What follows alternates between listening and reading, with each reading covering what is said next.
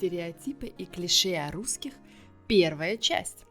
Здравствуйте, дорогие слушатели! Добро пожаловать к следующему выпуску подкастов Russian in Context с Иной и Ириной. Спасибо, что вы сегодня слушаете этот подкаст и изучаете русский язык вместе с нами. Сегодня с вами Ина.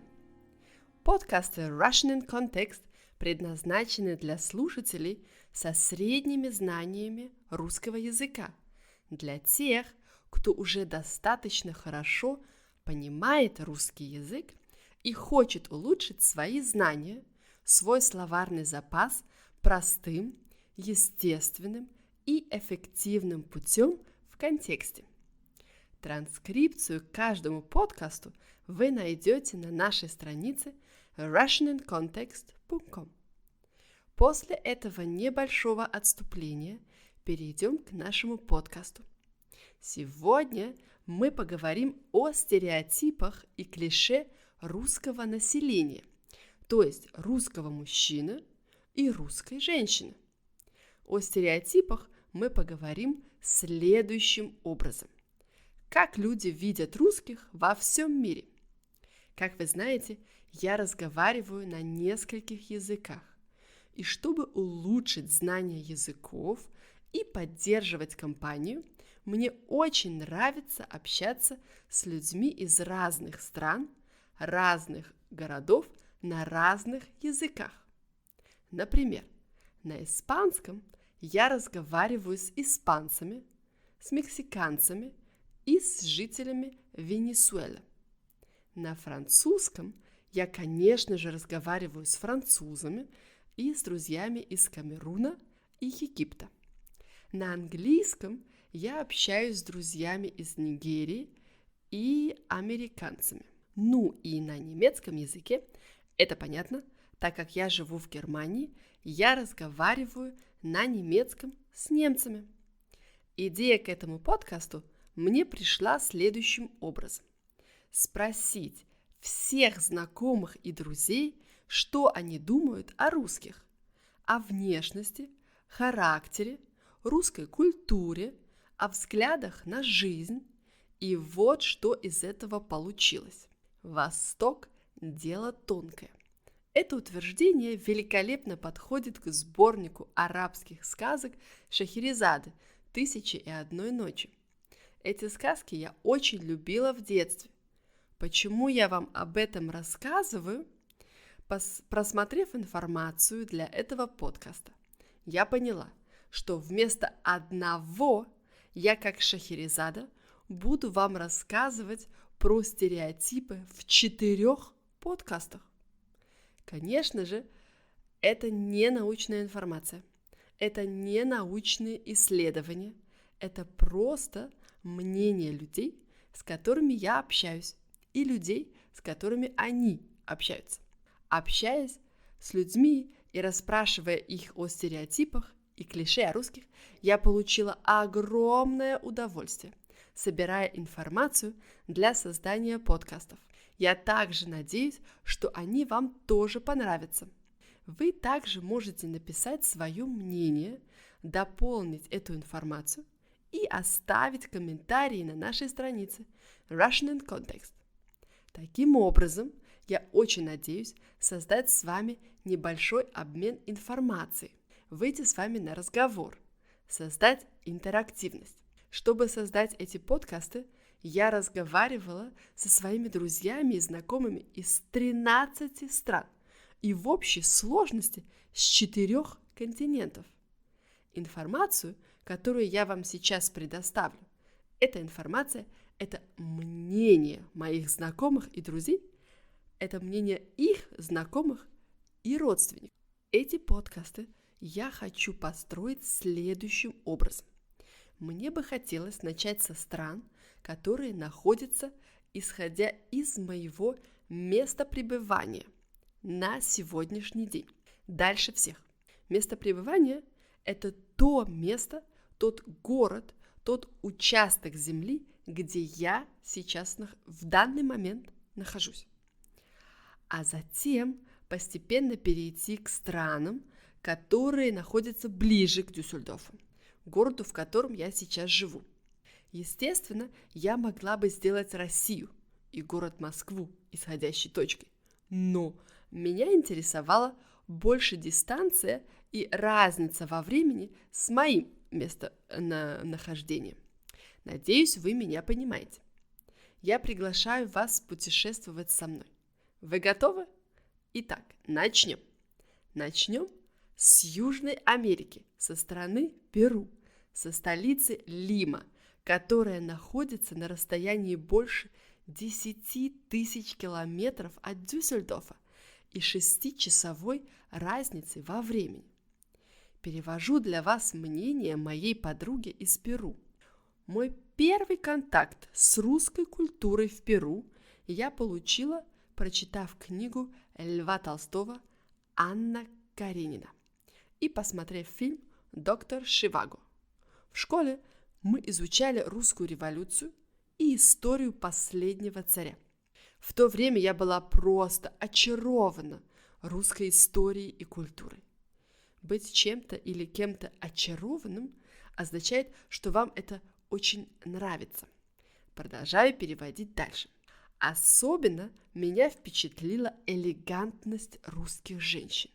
Мне казалось, что все русские женщины носят дорогие норковые шубы и шапки, а также драгоценности, даже если они просто идут в магазин за покупками.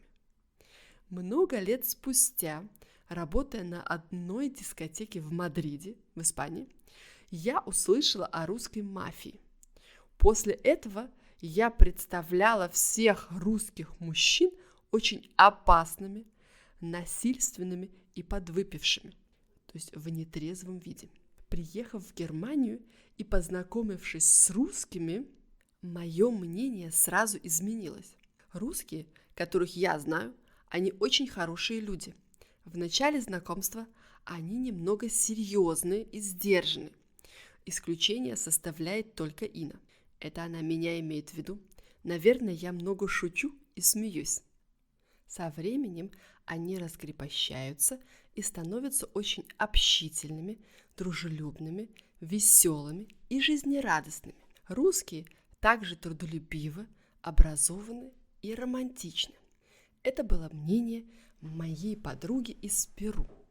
А теперь перейдем к следующей стране из Южной Америки. Мы в Мексике, более 9 тысяч километров от Дюссельдорфа. Разница во времени составляет 7 часов. Что же скажут мексиканцы по поводу стереотипов и клише о русских? Опять я перевожу, что сказала моя мексиканская подруга. Так как я родилась и выросла в Мексике, то мне не пришлось встретить или познакомиться со многими русскими. Путешествовать по России мне также еще не довелось, и поэтому трудно представить их ежедневную жизнь. Все, что я рассказываю, это только моя фантазия. Фильмы и комедии сыграли огромную роль на мнение мексиканцев по поводу русских. Итак, начнем. Русские пьют много спиртного, особенно водки, чтобы вынести тот холод, который иногда достигает зимой до 30 градусов мороза. В молодости я видела русских в фильмах, которые пьют большое количество спиртного и не пьянеют, а на следующий день у них даже похмелья нет. Я не могла себе представить русского мужчину в роли инженера, разработчика программного обеспечения. Но, работая в Нью-Йорке, я познакомилась с 3 замечательными русскими инженерами. Внешне русские женщины отличаются чрезвычайной красотой. Они обычно высокие, длинноногие блондинки в сопровождении больших накачанных амбалов. Очень огромные мужчины, которые ничего не боятся. Русские мужчины кажутся очень ревнивыми супругами. Танцуют русские мужчины со скрещенными руками в больших черных ботинках. В мексиканском представлении все русские мужчины танцуют как казаки. Когда я была маленькой, я тоже любила танцевать как русские. Я переодевалась в золотое платье с черной жилеткой и чувствовала себя замечательно, как казачка. Русские отличаются упорством и впечатляют дисциплиной. Когда задумываешься об Олимпийских играх, русские выиграли во всех дисциплинах. Они показали отличные результаты. Классический танец и лучшие балерины мира также очень известны в мире. Мы можем вспомнить таких балерин, как Анна Павлова, Майя Плисецкая, Волочкова и других. Продолжим дальше с подругой из Венесуэлы. От Дюссельдорфа до Венесуэлы, столица Каракас, почти 8000 километров. Разница во времени составляет 5 часов. Собирая информацию, моя подруга спросила своих родственников и знакомых, которые до сих пор живут в Венесуэле. Это мнение нескольких людей, и, конечно же, оно не является мнением всех жителей страны. Жители этой страны думают, что русские пьют много спиртного и хорошо переносят алкоголь в больших количествах. Образ русского мужчины выглядит следующим образом. Очень мускулистый, с армейской осанкой и огромным количеством мышц. Они отличаются холодным взглядом и сильным характером. Русские мужчины сдержанные, серьезные, скрытные и грубые. Большинство жителей Венесуэлы думают, что все русские хакеры или шпионы, и что у них много денег. Это, конечно же, пугает жителей Венесуэлы. С другой стороны, русские очень спортивные и целеустремленные. Особенно в атлетике они показывают хорошие результаты. Путешествуем дальше по дороге в Доминиканскую республику. Мой очень хороший знакомый написал следующие фразы. Те русские, которых я знаю, очень гостеприимны, образованы и культурны. Так же, как и в других странах, есть грубые, бестактные русские мужчины, которых можно назвать мачо. Русские, с которыми я поддерживаю контакт, очень романтичны и совершенно не такие, какими мы их видим в фильмах, плохими и опасными мафиози. В общем, мне очень нравится русская культура, а также мне очень нравится красота русских женщин. Как я его понимаю? На этом подошло к концу наше путешествие по Южной Америке. Подведем итог. Русские отличаются, особенно женщины, привлекательной внешностью. Они гостеприимны, образованы, дисциплинированы и целеустремленны, а также иногда грубы, скрытны и любят спиртное, особенно водку. Ну вот и подошел к концу этот подкаст.